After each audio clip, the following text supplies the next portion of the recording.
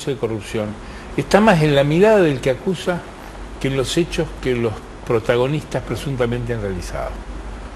Entonces existe una trama, una banda, digamos, como diríamos informática, en donde transcurre el comentario o la denuncia periodística, que suele acumular la mayoría de las veces datos, diríamos, mujeres arrepentidas, se dice que, se afirma en una alta fuente que...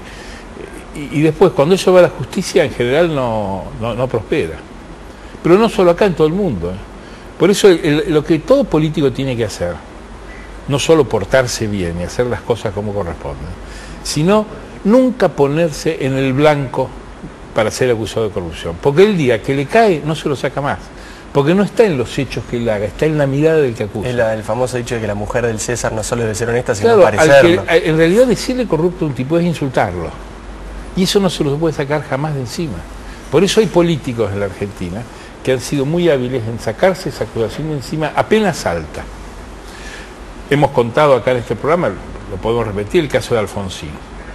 Cuando la revista Somos saca, a comienzos de los años 90, una tapa diciendo que el hermano de Alfonsín traficaba influencias bajo su gobierno, era un viernes a la mañana, un sábado a la mañana, se levanta Alfonsín, lee eso, se sube al auto, agarra el bastón presidencial, agarra los Peugeot blancos, él tenía varios Peugeot blancos, unos 504 horribles que le habían puesto el gobierno como custodia, se va a la Editorial Atlántida y golpea con el bastón presidencial en la puerta de Atlántida. Y lo atiende un portero. Dice, ¿dónde está el señor Vigil? Y dice, no, acá no hay nadie, acá hoy día no trabajamos. Porque yo no soy un ladrón, y le dijo traficante de autos de discapacitados, te verdad que había habido una chanchullo de ese tipo. Y yo después le pregunté a Alfonsín, años después, ¿por qué hizo eso? Porque si no me metían preso. Si yo dejaba correr un minuto esa leyenda, me quedaba callado diciendo la historia me juzgará, espero que la justicia dictamine, soné. O sea, entraba entonces en la trama de la corrupción y no salía nunca más. Entonces el político lo que tiene que hacer es contestar en el acto. ¿Qué es lo que no hizo el gobierno con Chicone? Ningún gobierno lo hizo, Menem tampoco lo hizo, no lo hicieron con Chicone. Y yo creo que es un problema diríamos, de mala estrategia, El gobierno, yo creo que en estos últimos días ha salido a que Boudou hable y dé sus explicaciones. Él confía en que esto va a caminar, en que esto va a convencer, pero creo que es tarde ya, porque él debió reaccionar antes, con constancias previas. Pero ¿qué pasa cuando vos tenés que darle explicaciones, pero no tenés manera de hacerlo porque la cuestión que se está denunciando tiene sustento, digamos, las denuncias periodísticas tienen sustento, hay un correlato en tribunales? Porque se lo ve dubitativo a Boudou, se lo ve dubitativo. Yo no digo que sea, digamos, acá a lo que estamos asistiendo es a denunciantes desde el periodismo contra un funcionario del gobierno. Hay que ver si estas pruebas que muestran los denunciantes van a ser eficaces o no en la justicia. Pero el daño ya está hecho. Por eso, la elección de estos episodios, y yo me remito a un episodio que se enrolla, como es el de Menem con las armas, lo primero que tiene que hacer el político es reaccionar en el acto, y si tiene razón y tiene argumentos, desbaratarlo en la cuna el tema. Porque una vez que el misil salió, ya no vuelve más. Porque la corrupción es lo inconfesable, es aquello que se hace en los márgenes de la ley. Lo que se hace fuera de la ley es delito, Código Penal. Cuando hablamos de corrupción son cosas que se hacen dentro de la zona gris que permite la función que se realiza, la posición en que está, las amistades que tiene. Y cuando entras en el vaciadero nuclear de la corrupción, te pueden llenar de acusaciones, no hay forma de defenderte. Porque además te pueden poner cualquier cosa.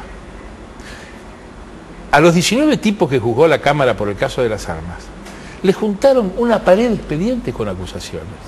Cuentas bancarias, traficantes, reuniones, Sudáfrica, Palleros, Río Tercero, Balsa procesado, Cavallo preso, Menem preso. Y no pudieron probar nada. Porque si ocurrió algo, ocurrió en la zona gris, permitida por la ley. Y eso no es judiciable.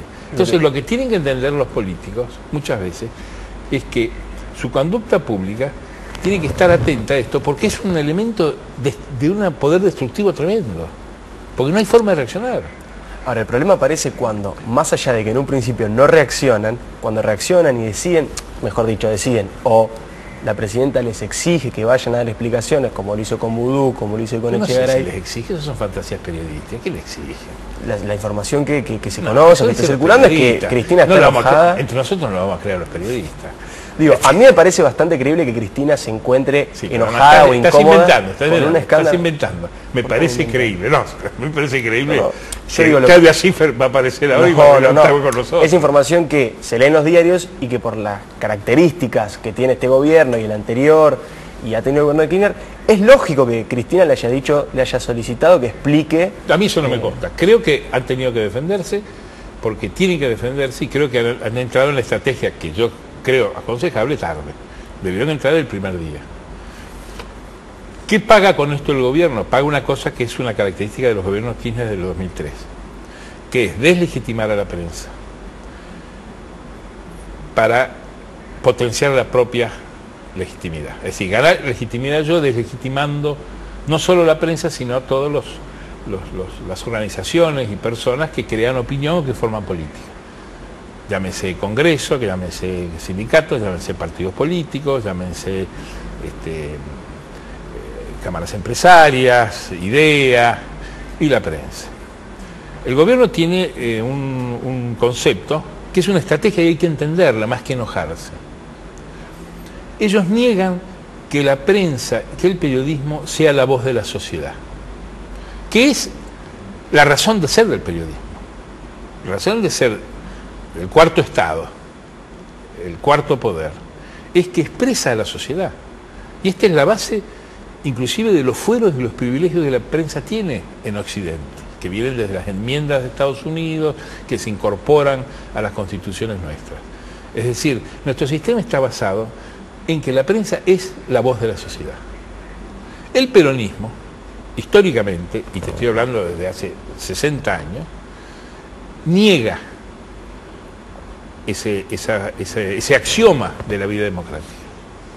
Basándose en qué? En que hay medios que son traficantes de negocios particulares. Pero eso siempre pasó. Siempre hubo prensa amarilla, prensa vinculada a un empresario, a un negocio, un chanchullo, a un aviso publicitario.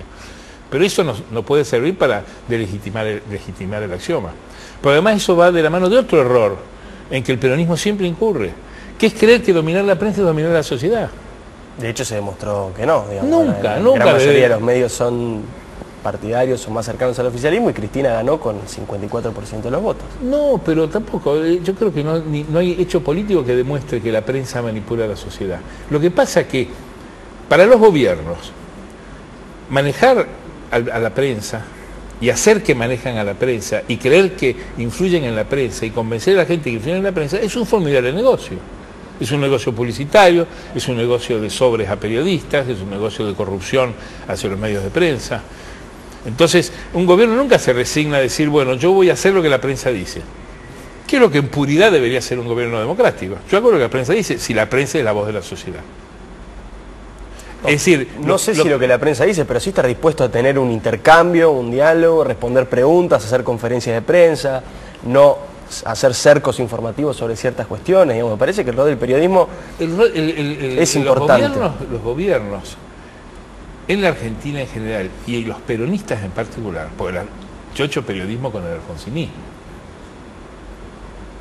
No te creas que el alfonsinismo daba más información que este gobierno, porque había más conferencias de prensa. No te cuento, ¿vos crees que Macri da más conferencias de prensa que el gobierno, que contesta preguntas? Y es un gobierno que no deslegitima a la prensa y sin embargo tienen un cerco, hay un estilo de los gobiernos argentinos de cerco sobre el tema informativo. ¿Por qué? Quizá porque los gobiernos son débiles. Lo que los gobiernos no toleran, ¿sabes qué es? Ningún gobierno. Es que haya un debate en la opinión pública sobre sus medidas en el momento de su análisis, discusión, preparación previa. Ellos creen que si ellos revelan una iniciativa, se la van a abortar intereses particulares a través de la prensa antes de firmar el decreto. Por eso dijo Kirchner en el 2003, prohibición a los funcionarios de hablar con la prensa off the record, que se enteren por el boletín oficial. Eso es ilegítimo democráticamente, porque la sociedad tiene derecho a participar con su opinión y a saber qué es lo que hacen los gobiernos. Acá se dio el caso de Néstor Kirchner, que siendo Vélez ministro hicieron un sistema de audiencias públicas donde había que revelar las audiencias de los funcionarios, quién entraba al despacho, cuál era su interés, a qué iba y qué se llevó, y la oficina del presidente tenía 0 entrevistas. Claro, porque él iba a la oficina de Alberto Fernández.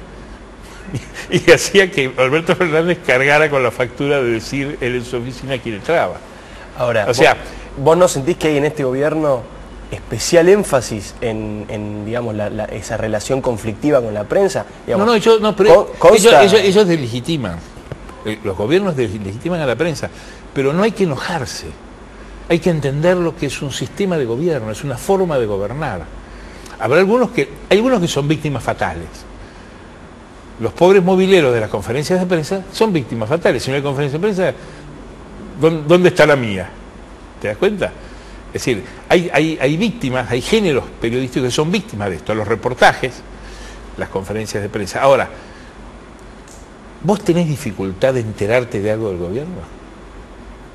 Y la verdad es que reviste muchísima mayor dificultad cuando, por ejemplo, no tiene que... A mí me consta que hay gente que ha perdido su trabajo por hablar con los medios en este gobierno. Y eso me parece que no es natural, a mí no me consta. No es de los caminos. Yo trabajo en una organización periodística, se habla con los funcionarios, la presidenta dice, ese es un medio que a mí no me quiere, o sea que tampoco hay un romance, pero se habla con los funcionarios. Los funcionarios hay que pegarles para que no hablen. Los funcionarios llaman todo el tiempo. Los funcionarios del gobierno hablan con los periodistas de los medios que dicen ellos demonizar todo el tiempo, eso nos consta. Y además no falta información. Yo creo que hoy hay más información que nunca. No hay dificultades para información. El que diga que no tiene información es a lo mejor porque no hay una conferencia de prensa, pero no es cierto que no haya información. Y los tipos cuentan. Además cuentan para protegerse. Porque el que no cuenta no sale en la foto, muere. Un tipo que no cuenta su parte en una historia vinculada al gobierno o a la oposición no está en la película.